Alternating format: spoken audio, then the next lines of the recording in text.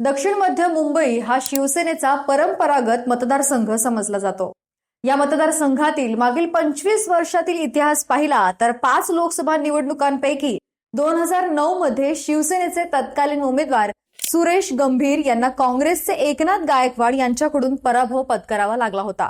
हा एकमेव अपवाद वगळता या मतदारसंघातील मतदारांनी नेहमीच ठाकरेंच्या शिवसेनेला साथ दिली। आताही ठाकरेंच्या शिवसेनेलाच साथ मिळणार का हेच आपण या व्हिडिओतून जाणून घेणार आहोत, त्यामुळे हा व्हिडिओ शेवटपर्यंत नक्की बघा। दक्षिण मध्य मुंबई या मतदारसंघात मविया विरुद्ध महायुती असा मुकाबला आहे। इथे मनसेने महायुतीला पाठिंबा दिल्यामुळे फायदा होईल असे गणित मांडले जाते। या मतदारसंघात उत्तर भारतीयांची 13% तर गुजराती मारवाडी समाजाची 9% लोक आहेत। मनसेने महायुतीला पाठिंबा दिल्यामुळे उत्तर भारतीयांची मते महायुतीला मिळण्याची शक्यता कमी आहे।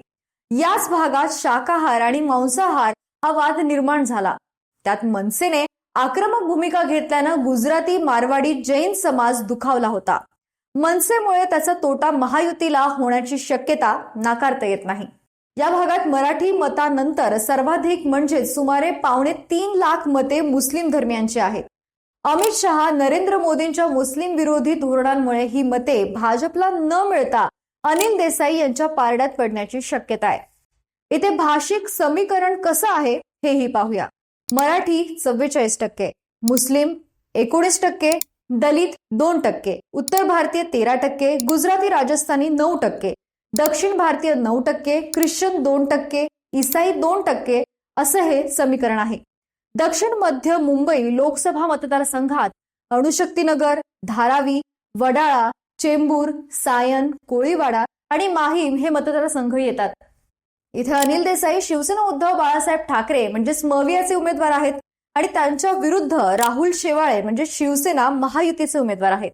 ही लढत सोपी समजली जाते कारण या मतदारसंघात अनिल देसाई यांचं पारडं जड आहे। बाकी तुम्हाला काय वाटतंय, अनिल देसाई यांचा विजय निश्चित आहे का हे आम्हाला कमेंट बॉक्समध्ये नक्की कळवा। व्हिडिओला लाईक करा, शेअर करा आणि जर तुम्ही या चॅनलवर नवीन असाल तर चॅनलला सबस्क्राईब करायला विसरू नका। धन्यवाद।